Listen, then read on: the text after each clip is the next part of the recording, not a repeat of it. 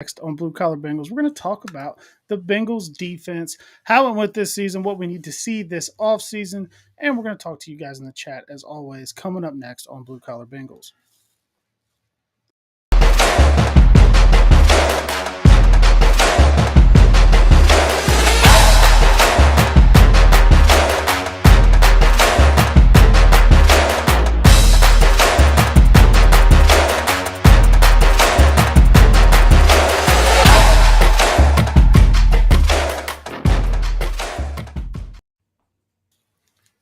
What's up? Can you hear me okay? It's a little bit low, but we're going to have to rock it out. I can turn your volume slider up. I hear an echo, but we're just going to roll with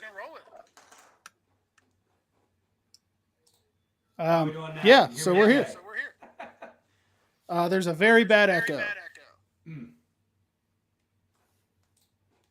Still an echo. We are live, but working through tech issues, guys. Sorry. Baby, that's how we roll. Do you hear an echo still? Yes, I'm hearing everything I say right back to myself. Okay, I don't hear it at all. Hey, roll real quick and I'll rejoin, okay? Maybe put in headphones? I don't know. Could happen. Gotta could work. love it. Gotta love it. That's Hollywood, baby. That's live YouTube. I guess you want sure is. How about now? I know the sound might not be as crisp, but is the echo gone? The sound is better and the echo's gone, and you look fantastically crisp. Okay, that's awesome. Hey, guys, we're going to hit the rewind button. Welcome to Blue Collar Bengals, the show that keeps you, like, semi-informed and at least hopefully entertained. Drew, now that we've gone through that rigmarole, how you doing tonight, man? We're going to celebrate the tech issue getting solved. I need one. Yes. Nice garage beer. Yes. Hopefully the sound's okay. I'm working through mic issues. I've got different headsets I'm trying out. I'm not very intelligent, folks. So I'm just trying to roll with the punches as they land.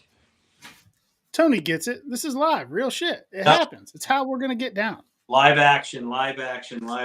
So we've done a lot of discussion throughout the season about kind of real-time things that occurred. You know what I mean? Like a game happened, we did a breakdown. The game was on its way to happening. We discussed the game that happened. So what Drew and I wanted to do tonight, and I've got some notes pulled up, I'm sure Drew's got some notes pulled up, is we wanted to focus in on what our defense was able to accomplish this year. And how we want to do that tonight is we want to go front to back. So I know we only roll 45 minutes, but I think we can accomplish this because, again, neither of us are Goodberry. We're not trying to rewrite the script here. He's way smarter than us. But we're going to go D-line, linebackers, corners, and then safeties. Am I speaking right here, Drew? That sounds about just like we discussed. And Kevin Breezy, I just call him Breezy now. He says his 1999's Ron's Tech outperforming Drew. No, I'm trying to make us both bigger on the screen so you get more of us. So when he's making a point, I'll make him big. If I'm making a point, I'll make me big. I'm trying to make this thing look like we actually know what we're doing right now. So yes, we're rolling right along.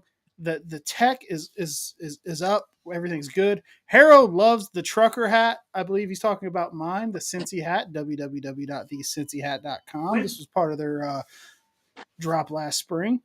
When did you get? Oh, spring. Okay. I've got the blue trucker.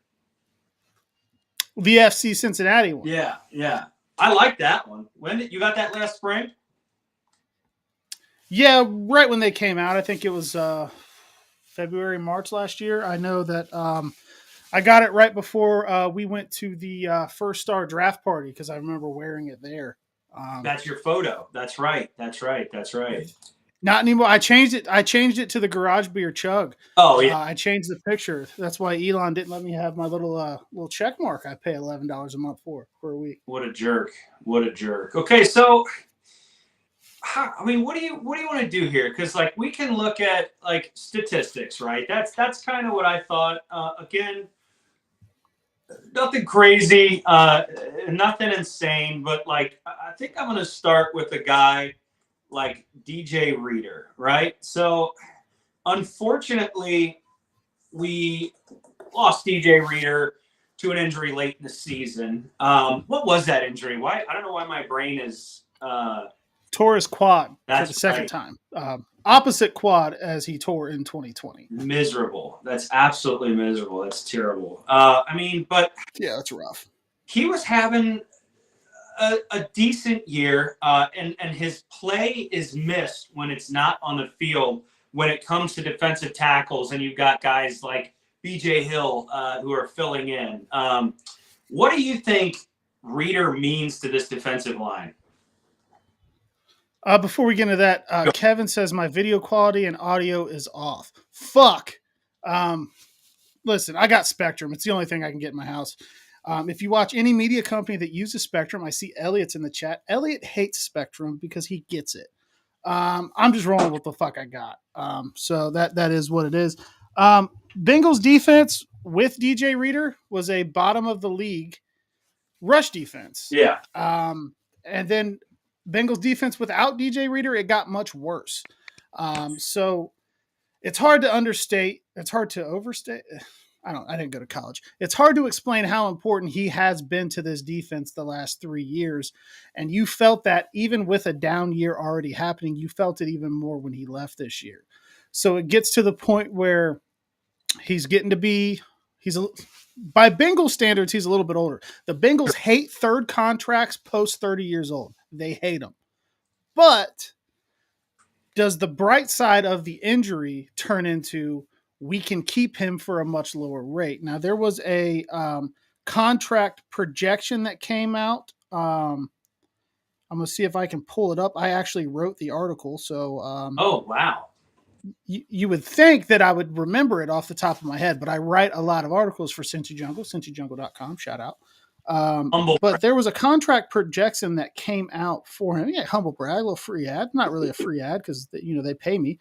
But now comes me navigating the old iPad here to try to find that. And So, well, I'm not off to a hot start. that's okay. While you look for that, he's 29, I believe, correct?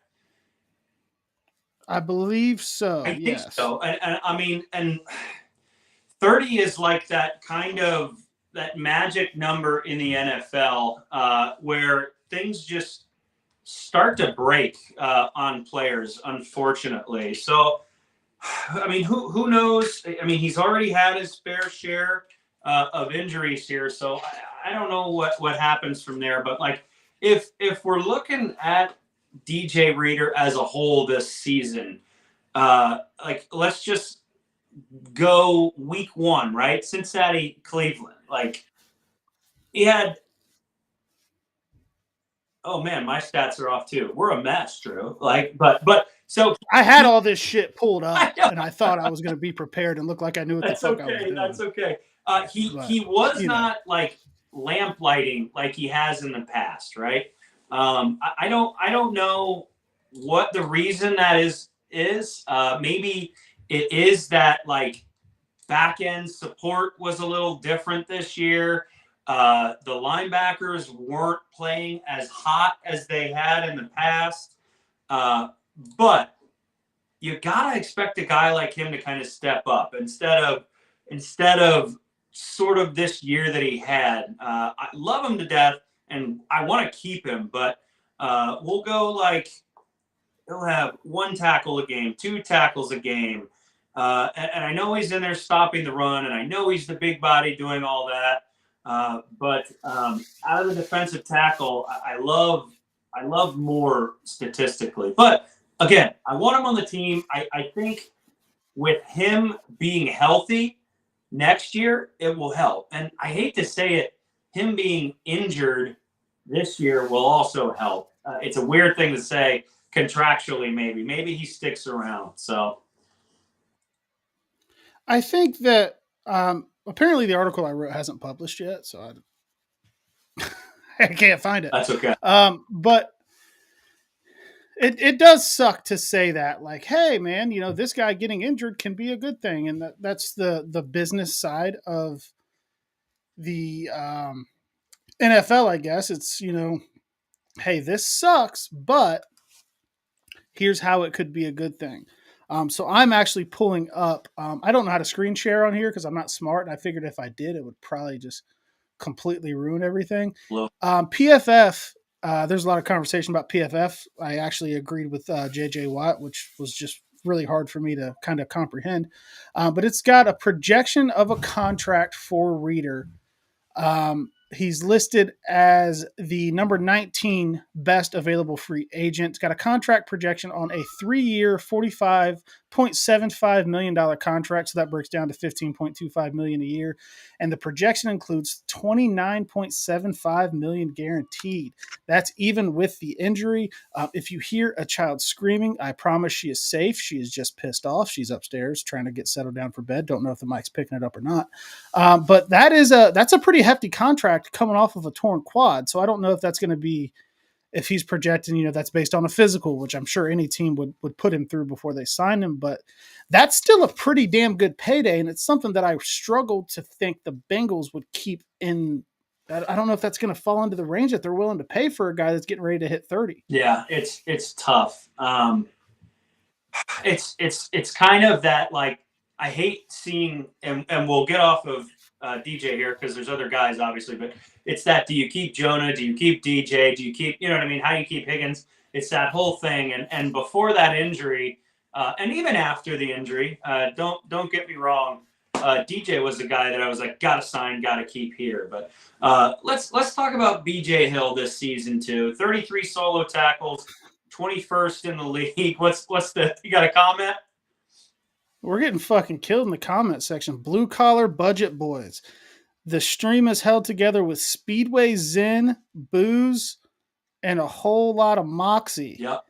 Tony says that's from Wedge Gordon. Tony says duct tape and baling wires. Is it that bad? Is it not evened out yet? Has it not fixed itself? They're just talking shit. But BJ Hill, 33 solo tackles, 21st in the NFL, 16 helps, 16 assists there, 5 sacks, 29th in the NFL at his position.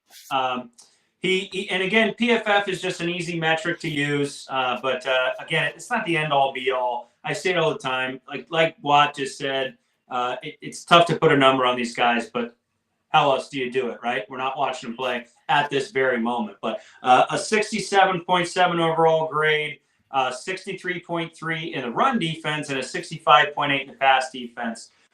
You kind of BJ Hill did what he does this year, I think. He had some plays when plays needed to be had, and he filled the hole when he needed to fill the hole, right? I mean, what else can you say? That's what she said. Sorry. What else can you say about BJ Hill other than I think he really did his job this year?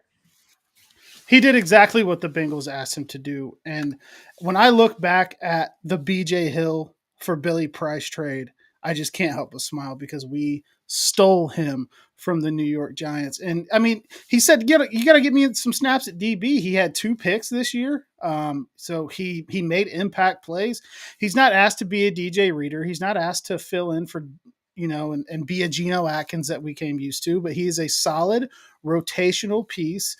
I think the contract that he got is, they had to pick between him and Larry Ogunjobi. I think they made the right choice. I don't think it's astronomical, but I think he's getting paid fairly well for what he does. So when I look back at the 2023 season, would I like to have seen maybe a little bit more quarterback pressure from BJ Hill? Maybe. But in the grand scheme of things, I can't look back at the body of work that he left on the field in 2023 and say that I expected a ton more from the guy, because I feel like he really, really did what the coaching staff, what Lou asked him to do. Yeah, I agree. And I mean, I guess you could say that about our pass rush overall, right? You can pick anybody we're about to talk about and say, I wish they got back there more, right? Because our pass rush is pretty lackluster this year, right? We did at times get back there, but there's not a Bengals fan out there, I don't think, that would like us to hit more quarterbacks. Yeah. I mean, obviously, Lou's gotten by the last couple of years with great defenses, and a lot of the talk was the simulated pressure, right, to where they're getting close, so you force that quarterback to scramble and make a bad throw or throw it away. But when it comes to actually getting home and hitting the quarterback, not a lot of guys outside of Trey Hendrickson are going to do that consistently from the current makeup of the roster. Now you have Miles Murphy, who I know that we're going to talk about a little bit, who showed some flashes. Joe Goodberry has some great tape on him if you go to his Twitter account and subscribe.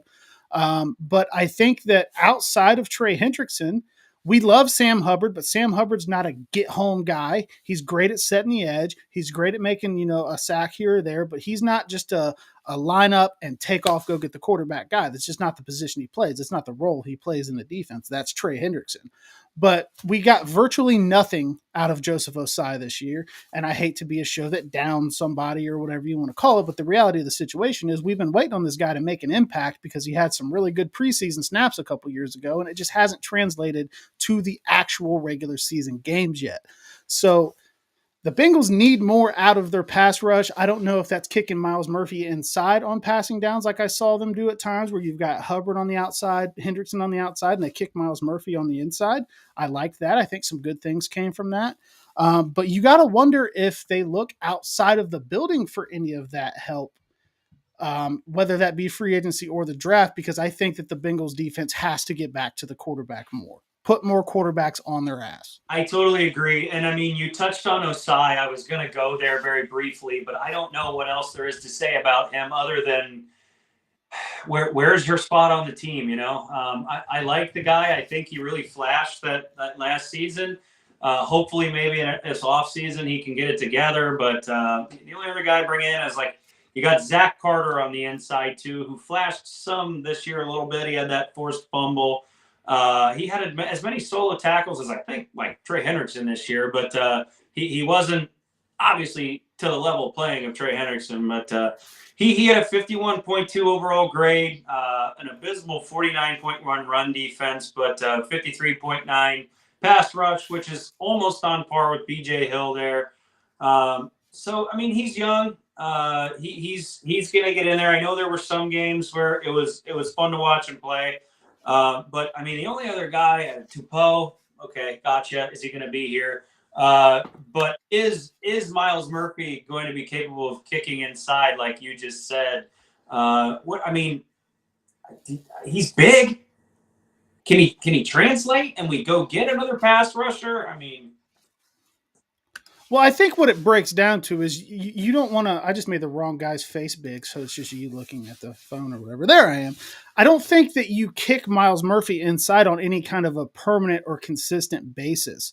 I don't think he's built for that. I don't think you spent a first round pick on him for that. He is big, and I think that if you're on a certain passing down and it's 3rd and 13, and you know that they're going to drop back and throw a ball, and you want to roll out a defensive line that has Hendrickson, Hubbard, and Murphy in the middle, I like it. But on any kind of consistent basis, no, he needs to be the number 3 pass rusher. Yeah. But the issue with that is I think that you need a number 4 pass rusher. I have been on this for years, since before I started doing any of this internet shit and talking football online. I love a fresh leg, a rotation of fresh legs to rush the passer, guys that you can swap in and out. I feel like any roster that's going to have a really, really good defense needs to have 4 very, very capable edge rushers and or edge defenders when it comes to defending the edge in the run game. And I think that Miles Murphy is the guy that they picked. He's going to be there. They're not just going to cut bait and give up on him. So he has to become that. But the Bengals have to find another one, because right now there's not anything behind those 3. And Murphy's still raw. He came along as the year went along. He got more reps down the stretch, but he's still raw. He's got a lot of stuff in his bag, as the kids say, to refine and make better. So I think that a focus for the Bengals, whether that be free agency, whether that be the draft, is finding a 4th guy that can really come into that rotation and make an impact, because you're waiting on Murphy to grow. Hendrickson and Hubbard aren't getting any younger, so you got to find a way to get some more juice in that room. Right, and you did. Miles came into his own later in the year. I mean, he had 9 solo tackles. I think he had 15 total pressures. Let me look at my sheet here.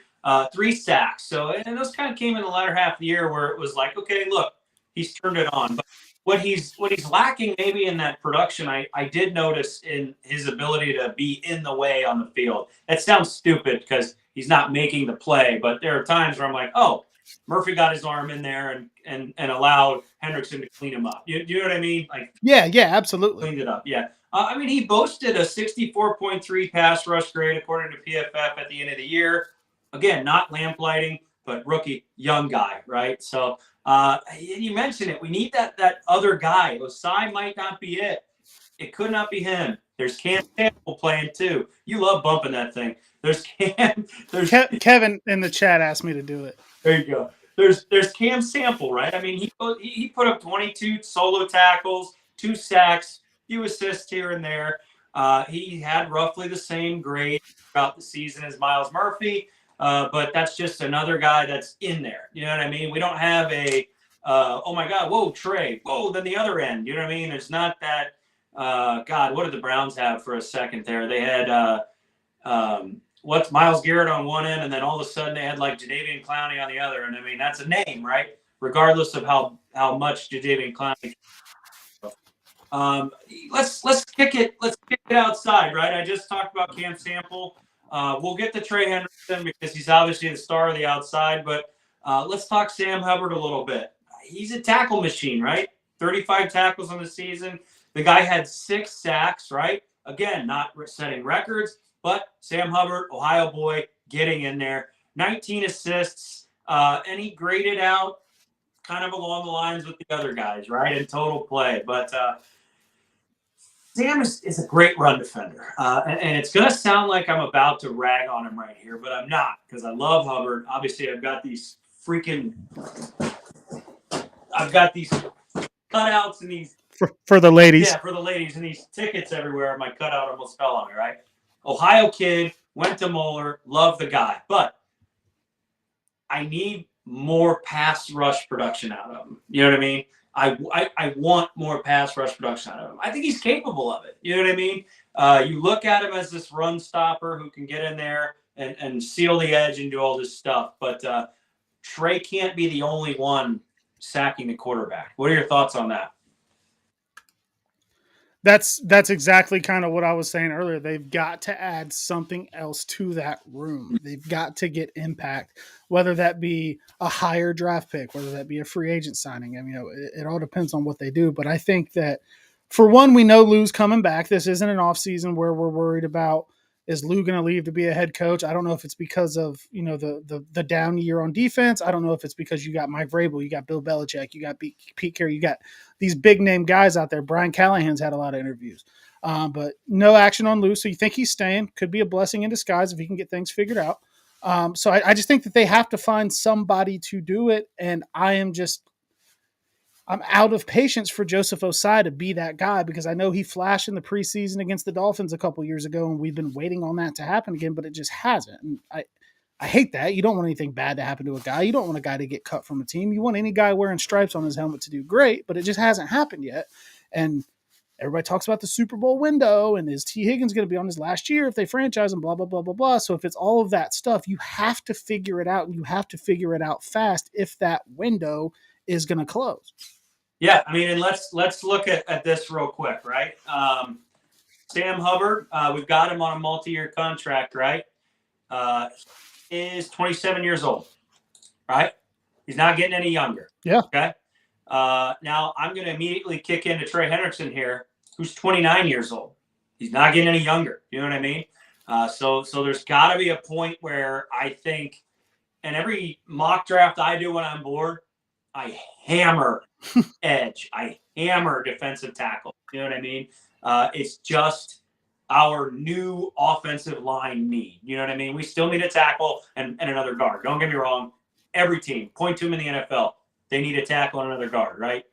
Eagles, great offensive line. They could probably use another guy, right? But Trey Hendrickson, I mean, lamp lighting year.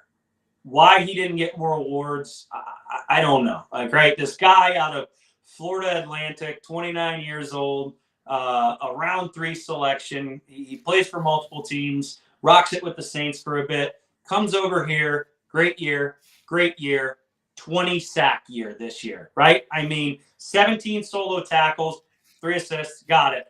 20 sacks, according to PFF, right? I know different places measure sacks differently. Take it up with them. Overall grade of 82.3. Run defensive grade, we won't talk about that. Pass rush, though, 90.7. PFF grades him out, dude. You literally cannot ask for more from a pass rusher than you did Trey Hendrickson this year, than what he put on paper. Trey Hendrickson is as good of a pass rusher as there is in the NFL. Yep. He's up there, whether the fucking TV wants to tell you he is or not. He's up there with TJ Watt. He's up there with Myles Garrett. He's up there with Micah Parsons. Yep. The thing about Hendrickson is when you look at Myles Garrett, you're like, okay, that guy's a goddamn alien. Yeah. Like, he got in a wreck one time, and I think his body did more damage to the Porsche than anything got damaged on him. Yeah.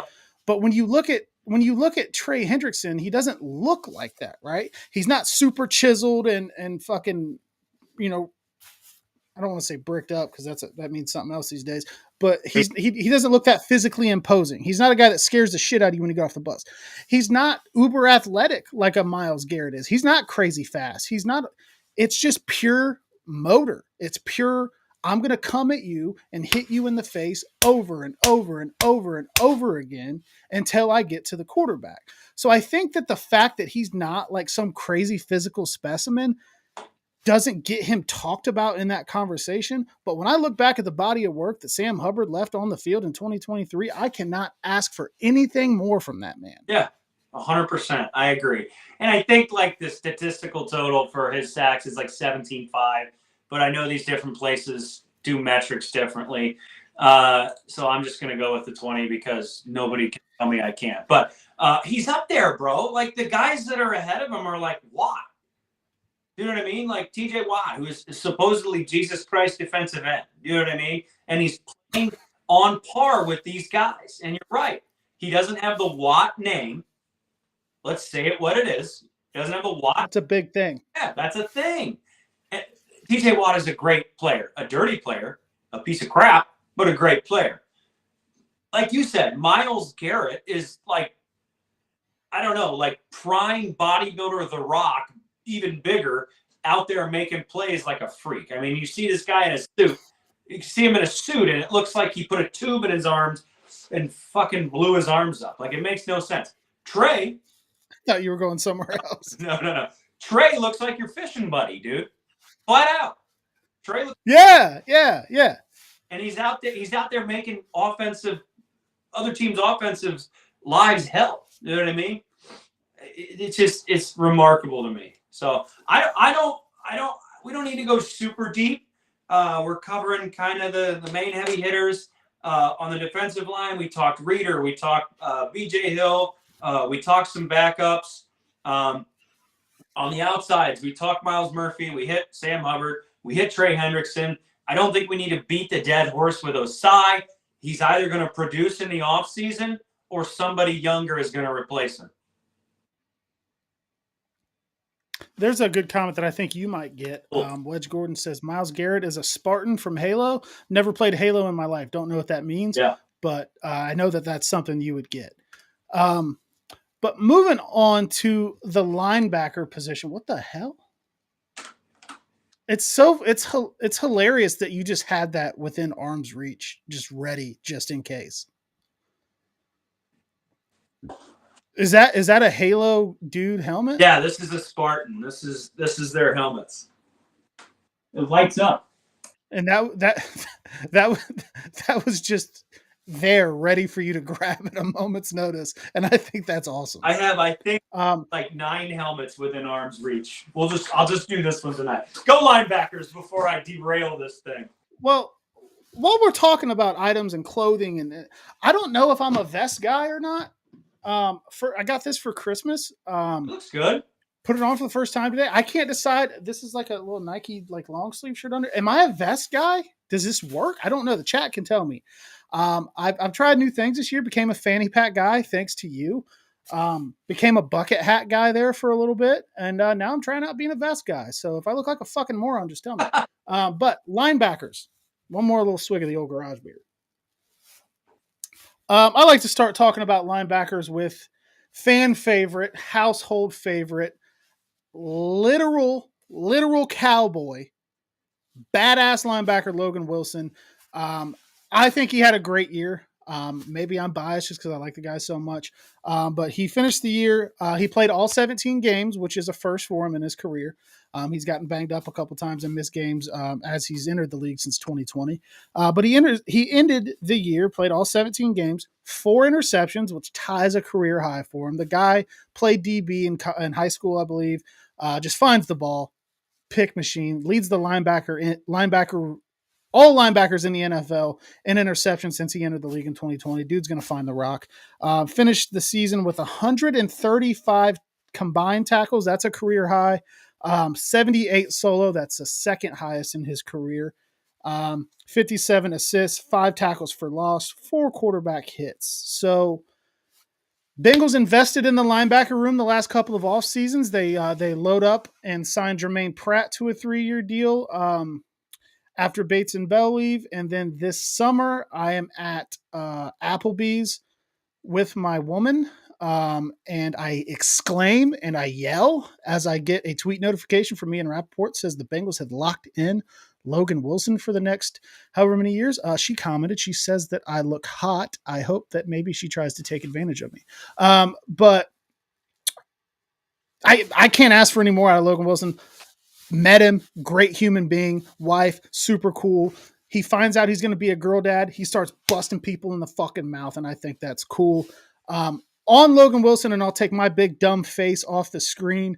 Saw today that Mark Andrews has practiced all week after getting hurt on the play from Logan Wilson, where Ian Rappaport decided to be an asshole and try to make Logan Wilson out to be like a murderer or something.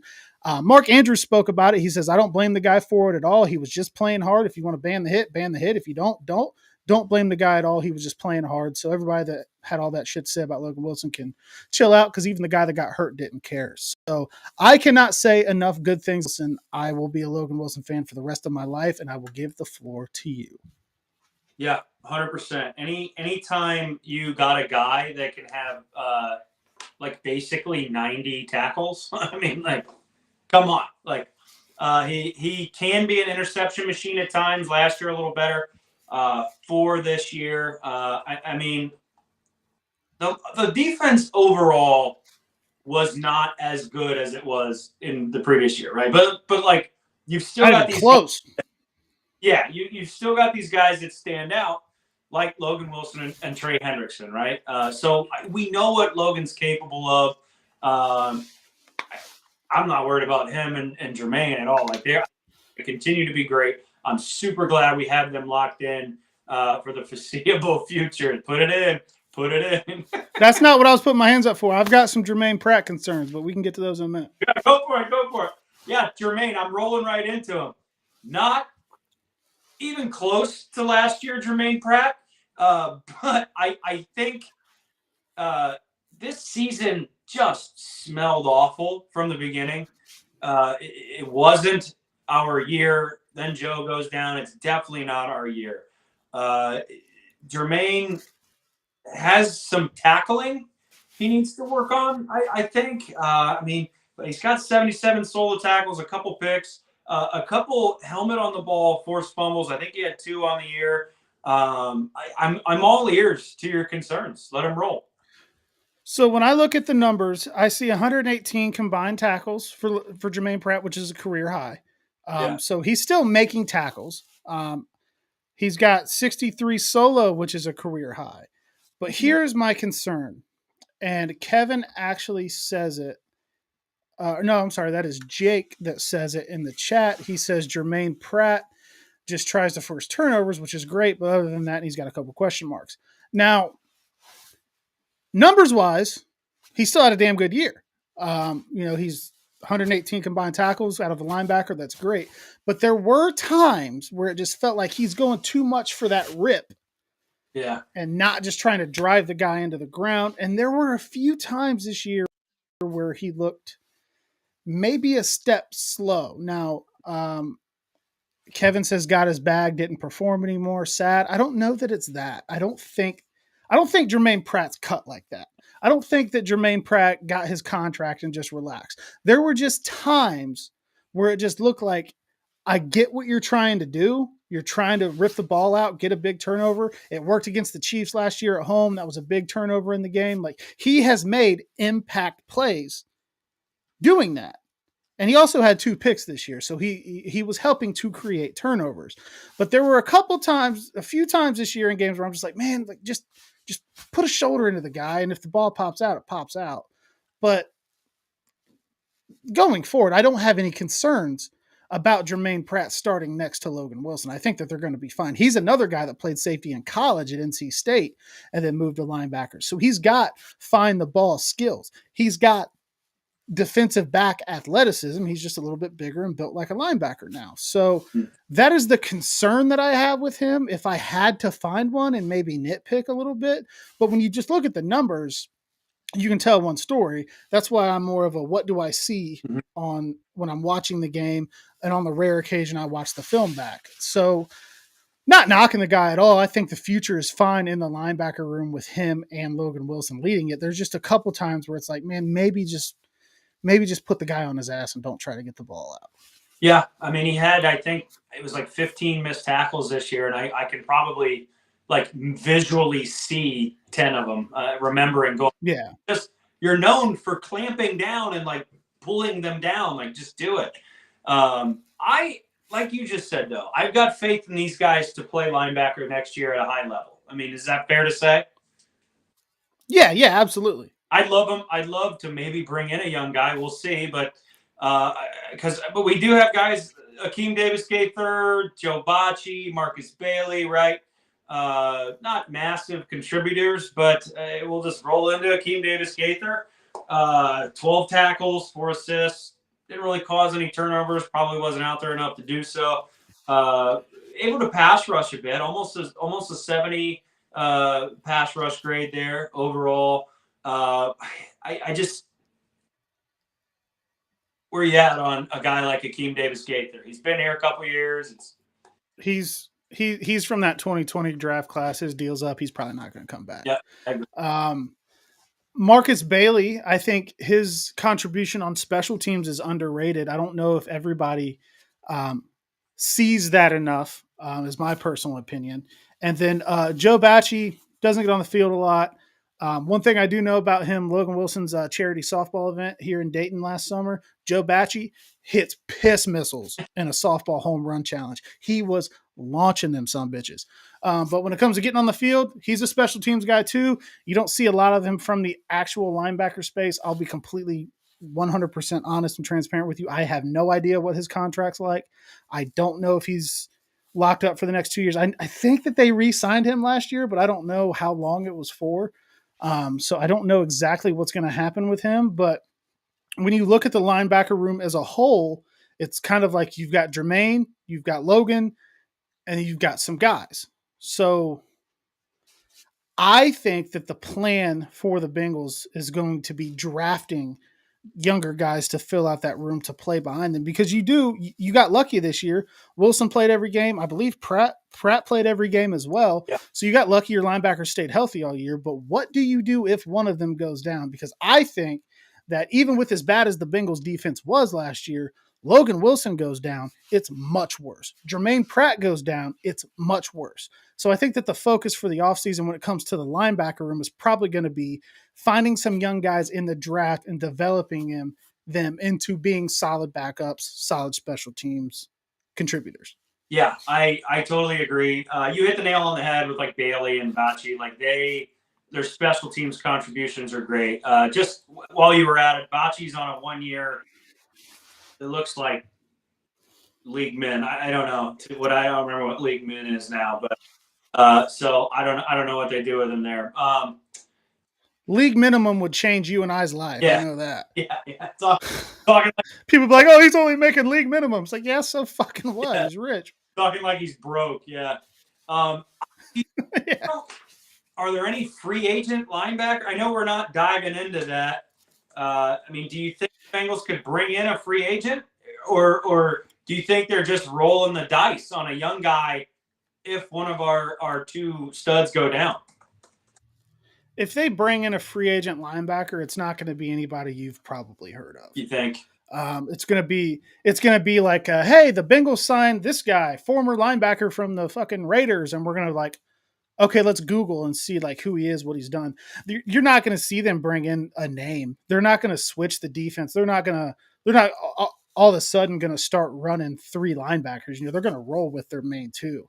So if they did, it might be a guy that's bounced around the league a little bit as a depth piece, as a backup, something like that. But you're not going to see them sign a guy where you're like, oh shit, he's going to come in and be a complete monster. I think it's just going to be filling out the roster and trying to find somebody that can come in and hold things down if one of those guys has to miss time. Yeah, no Bobby Wagner's or anything. I'm looking at free agent linebackers here. Yeah, no. Frankie Lavu from Carolina.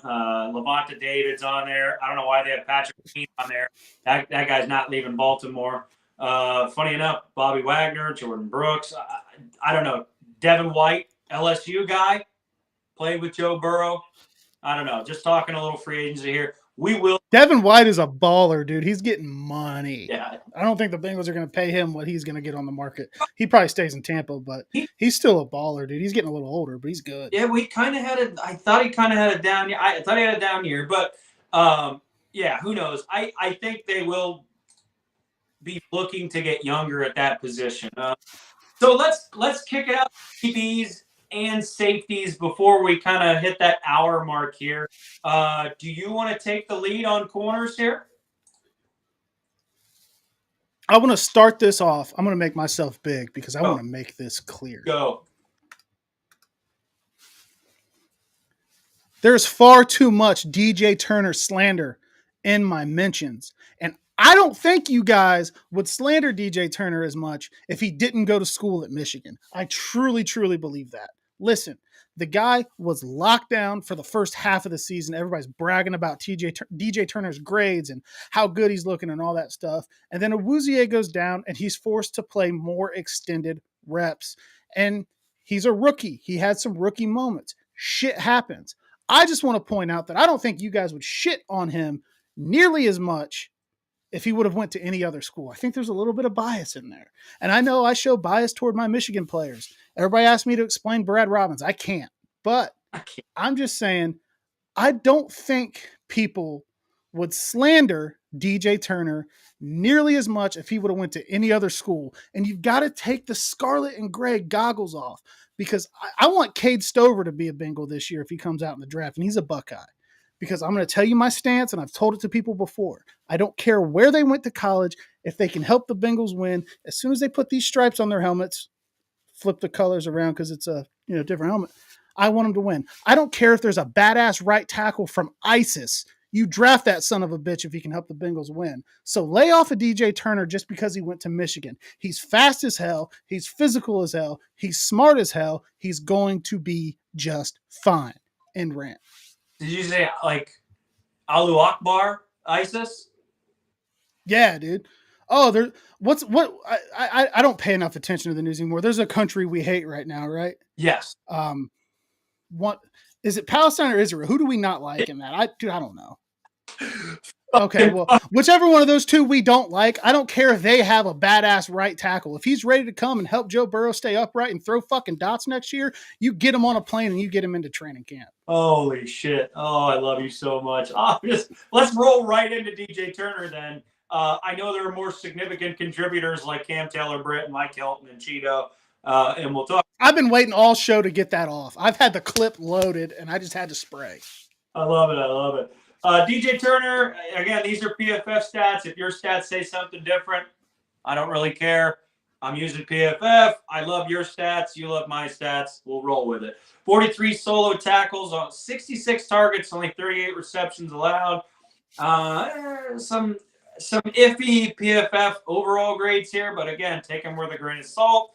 Passer rating allowed. I don't know if I should read that, but I think as a young guy coming in, he did what he was supposed to do this year. I'm not going to go any further than that because you just talked him up, right? You went positive. I went a tiny bit negative. He was asked to do more than they planned on him being supposed to do because Cheeto's coming back off a torn ACL and then he has the back injury. He got asked to do more than he was supposed to do. And I think there were quite a few times where DJ Turner looked bad when you watched the play live, but if you watch it back, I think safety help might have screwed him over a couple times. I was, and maybe this is just my bias defending the guy because I love him. He's a great Twitch streamer. He's been nice to me, but maybe that is my bias showing through. I'm just saying, give the guy a break. No, it's not. I was going to say that in the early times, and sorry, no, you're a couple times. I think safety help fucked him. I really do.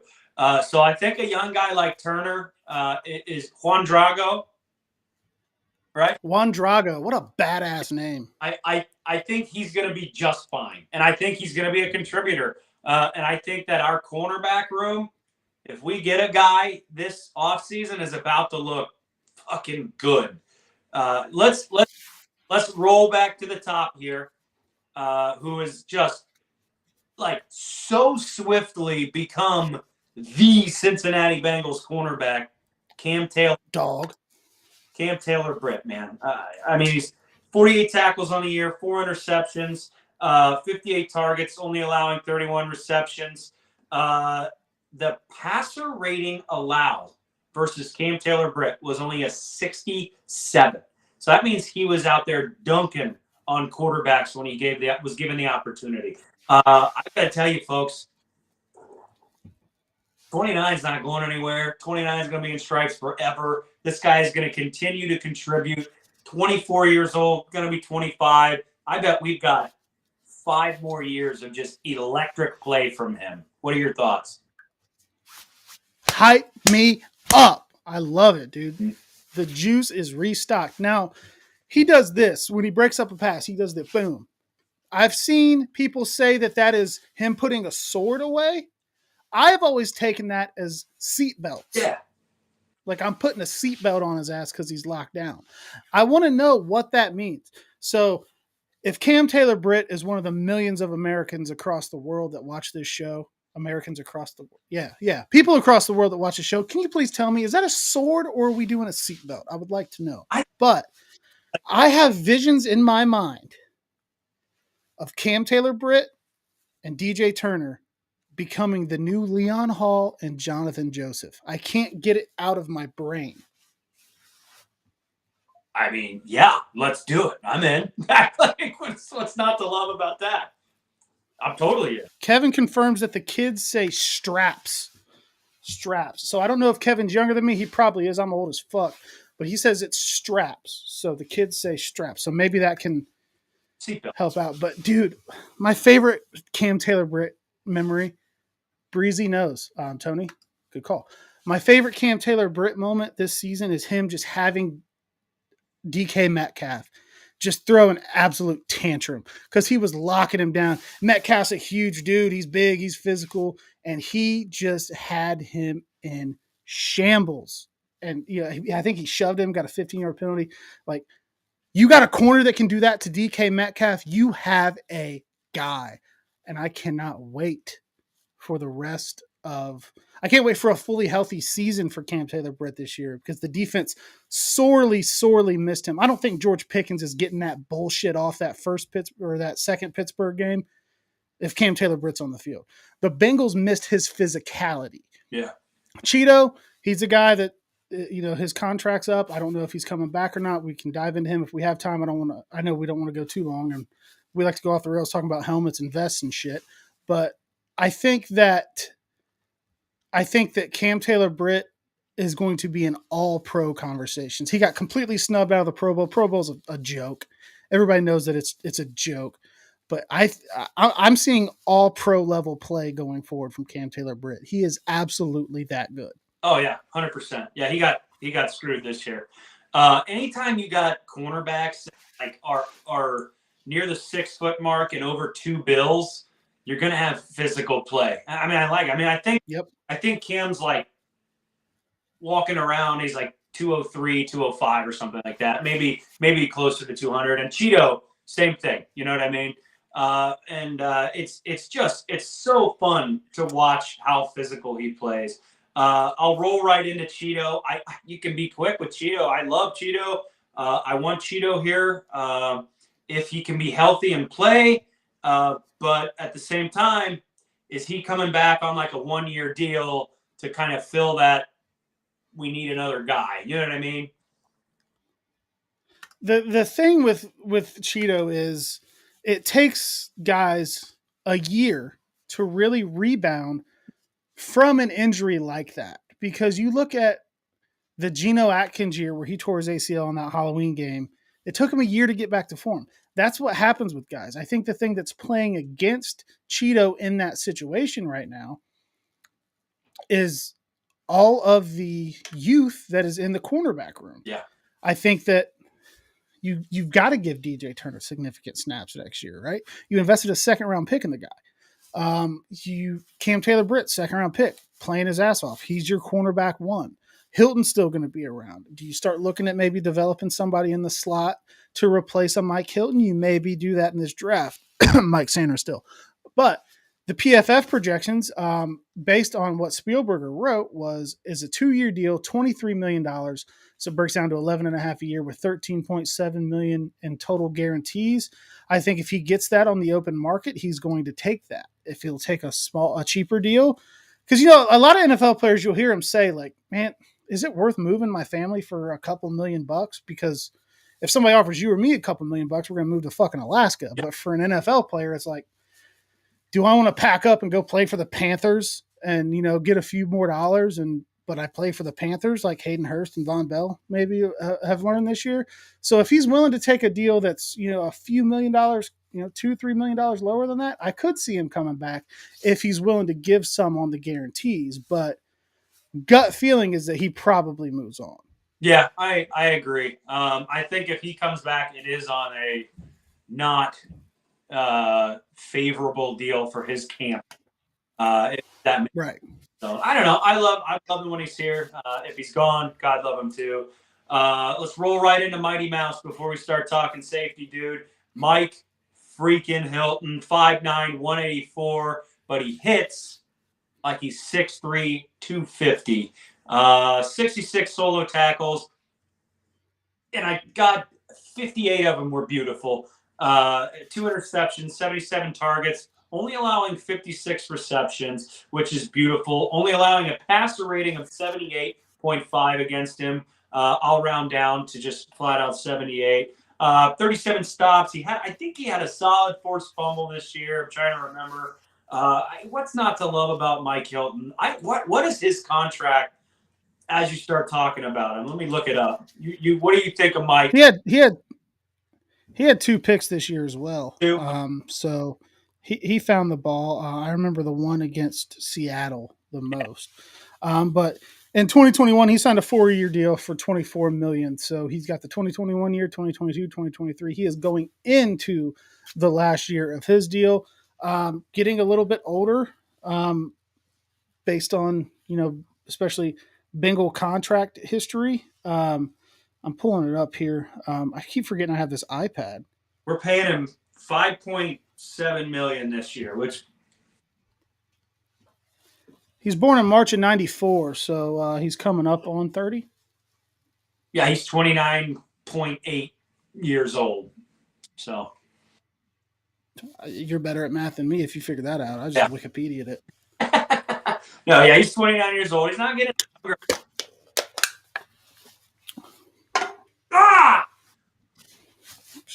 That's how you got to finish a garage beer, right? No, but Mike Hilton's a guy I would love to be a Bengal forever. That's what I think of Mike Hilton. Yeah, he was such a big part of the culture shift that happened in the 2021 year. Obviously, Burrow has a lot to do with it. You bring in Chase. These guys expect to win. They won at high levels. But Mike Hilton was in the Pittsburgh organization. He came to the dark side, or came from the dark side to the good side. Let's call it that. But say what you will about Pittsburgh. They've always had a tenacity, a toughness about their defense. They've always had that kind of mindset. And I really, really think that he brought that to the Bengals. I mean, dude, the divisional game against the Titans, the Super Bowl year, where he's like, he's going to throw it, and I'm going to pick that bitch. And they show him mic'd up, and then it cuts to the play. Tannehill throws it. He tips it, picks it. Like you said, he's a small dude. He's under 200. He's not very tall. He's not crazy jacked, but dude, he hits like a linebacker. He doesn't care. He'll come up and stick whoever it is. And I think that he has been such an important part of the defensive culture and a guy that I think is good to have in your locker room to help rebound from a bad defensive year. So I can't say enough good things about Mike Hilton either. Do I think he gets extended beyond this year? I think that a lot of that will be figured out in the draft.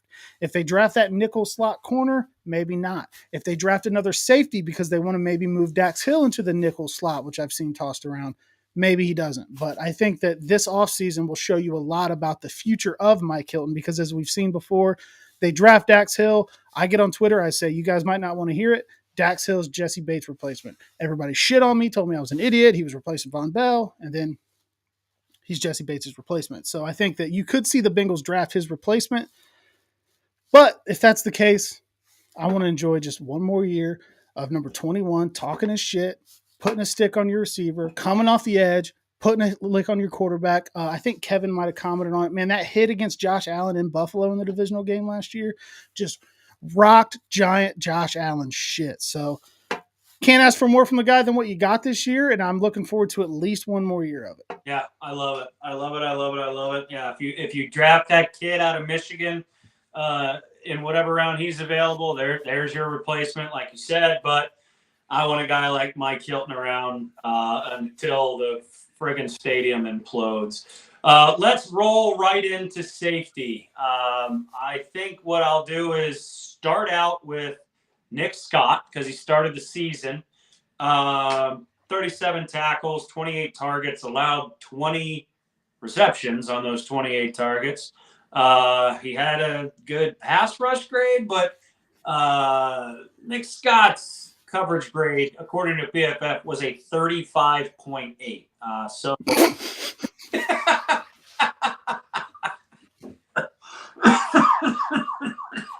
What?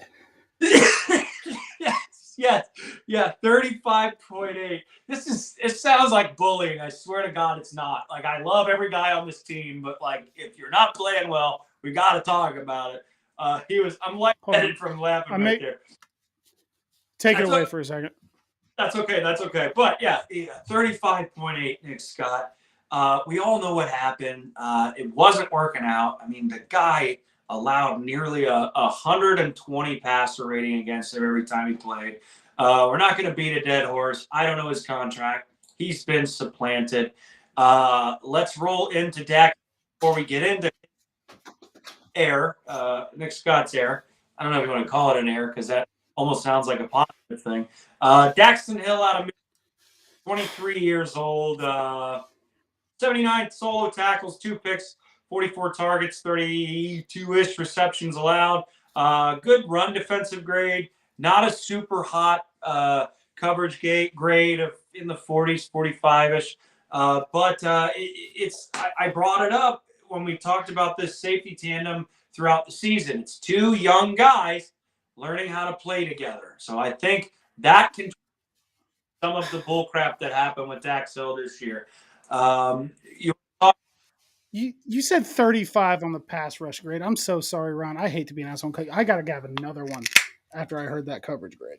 Keep going with Dax, but yeah, dude, no. I'm done with Dax. I love Dax. I think Dax is going to come into his own. He's developed again this year. Those growing pains, I believe, were 2 young guys learning how to play safety together. What are your thoughts on Dax Hill's season? So I get a lot of smoke for the Dax Hill things. I'm like the target for when Michigan players fuck up. I kind of earned that. Talked a lot of shit about the Ohio State Buckeyes and their fans and Michigan being the national champion. So maybe I earned that. But I think that Dax Hill played every position you could ask for him to play in college. He played deep safety. He played corner. He played nickel corner. He did all that. He's a versatile guy. He's the kind of guy that Lou Anarumo figures out. Played good in the box this year. I think when he was closer to the line of scrimmage, he played better. I think he struggled the most in the deep safety role. Now, don't get me wrong, that's very, very important. You're being asked to replace Jesse Bates, who went down to Atlanta and just balled his ass off. And he looks so cool in that black and red number 3. I miss him so much. But he is asked to fill those shoes. So I can't sit here and say, well, he's good in the box. It's just the deep safety stuff, like it's no big deal, because that's like his primary role. That's what we need him to do. And that was a very, very, very big problem for our defense. So, with that said, I do think that Dax is versatile enough for Lou to figure out, but I think that he just has an absolute ton of work to do this offseason to get better playing that deep free safety role, because he's going to be playing it again next year. Like they're not going to bring anybody in to replace a former first round pick. They've invested the draft capital in him. The Bengals don't give up on guys like that. He's going to be there, but he has a lot of work to do this offseason to get better from deep. 100%. Your safeties next year are Dax Hill, Jordan Battle, flat out. It's not changing. I think this season they'll really focus on these two guys playing together. I am not trying to make excuses for some of the shitty play that occurred this year, but I truly, truly, truly do think that some of these growing pains that our safeties were going through this year it's a new tandem, young tandem, both 24 years old, trying to learn how to play together. What you just said there is great. He's just going to work on it in the offseason, work on being that range guy, right? Good Lord, let's roll into the savior of the safety position this year, Jordan Battle. I mean, dog, right? I mean, 53 dog. Doesn't miss 100%. Tackles. I mean, 53 solo tackles himself. Again, I use PFF. It lays it all out for me. I'm simple. I like simple things. But the kid this year, 82.5 overall grade, 81.3 run defense grade. And I know for a fact that Jordan Battle was a multi-time winner of one of the most coveted awards that an NFL player can win. Only Bengals have won it, but the Wallop of the Week award. So, brought to you by... True. Yeah, prestigious. Yeah. Multi-time winner. The guy had almost 70 pass rush grade. Sorry, I wasn't like wife shushing you there. My bad. Yeah, fucked up. You get wife shushed? I get like, shut the fuck up. Just kidding. She doesn't do that. She's watching. He had a coverage grade of 76.4, but the guy came in and replaced poor safety play and just did his thing the entire season. And he was a guy during the draft that I was saying, man, it'd be really cool if we could draft him, but he's not going to be available. All of a sudden he's available and they take him, and I'm just ecstatic. I don't claim to like be able to predict who they're going to draft and watch all this stuff. I'm not smart enough to do that, flat out. But I like to claim that one there. They took Jordan Battle. I wanted Jordan Battle. I don't have anything left to say about him because there's only positive things to say about him. And unless you're good there. What's the Houday chain? Love it. Well, I mean, what are your thoughts on Battle? I think you just regurgitate what I said. I do. I just want to shout out our guy Darth Bengal, who's in the chat, makes the coolest necklaces in the world and just gives them away to people for free. Every time I see him in the chat, I like to shout him out. If you're at a tailgate and you see a guy with horns coming out of his head and he's all painted up, do not be afraid. He's not a threat, and he'll probably give you a really cool necklace. So shout out to him. But yeah, Jordan Battle, monster. Nick Saban loved him. When Nick Saban loves a guy, he's probably going to be all right. Came in, gave us what we were sorely missing from the safety position. We saw Nick Scott miss tackles left and right. We all got pissed off. Jordan Battle put up the stats that you talked about, only really starting about half the year. I think his first start as the starter was the Thursday night game that all of our hopes and dreams came crashing down, but he was the bright spot in that game because he was all over the place. He was keeping Lamar contained. He was bringing Lamar down before he could break plays open. So he did a lot of really, really good stuff in that first start, and it just got better and better from there. I am much much less concerned about third-round pick Jordan Battle going forward than I am first-round pick Dax Hill. I have zero concern with Jordan Battle going forward. He's only going to get better, and his brother is only going to get better at Twitter because he is the Bengals Twitter Rookie of the Year by far. I made that award up, and I gave it to him because he's on there fucking cooking people, and I think that's sweet. Yeah. Jalen's great. You summed it up, though. I'm not worried about Battle at all, dude.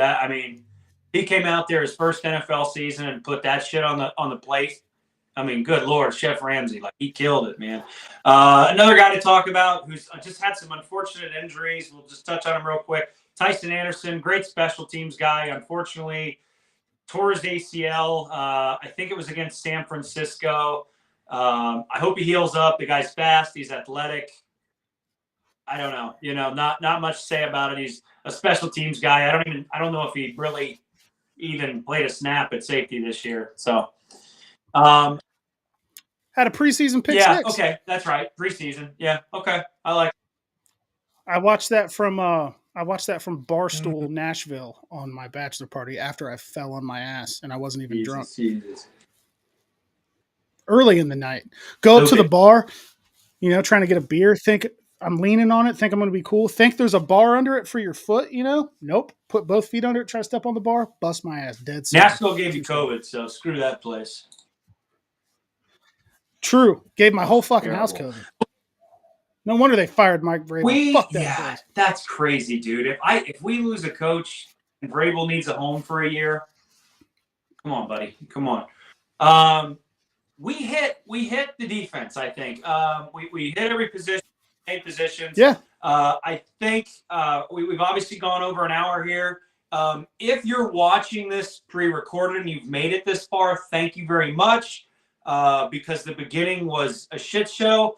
If you are also watching it pre-recorded and you're watching now, tell your friends, like, subscribe. We have some really, really, really cool stuff on the horizon that's only going to make this show better. Please help us. We promise to tell you. We will tell you when the time's right. We promise to tell you. It's very good news. I think next Thursday we can either cover special teams or offense or do both at once. I think technical difficulties won't be an issue come next episode because I've got myself figured out here. Drew just sits there and looks pretty while I ruin the show. So you got. I spent way too much money on this camera. You got any closing remarks, man? I thought that was a really good breakdown after that beginning hoopla there. I do want to touch on one thing. Oh, boy.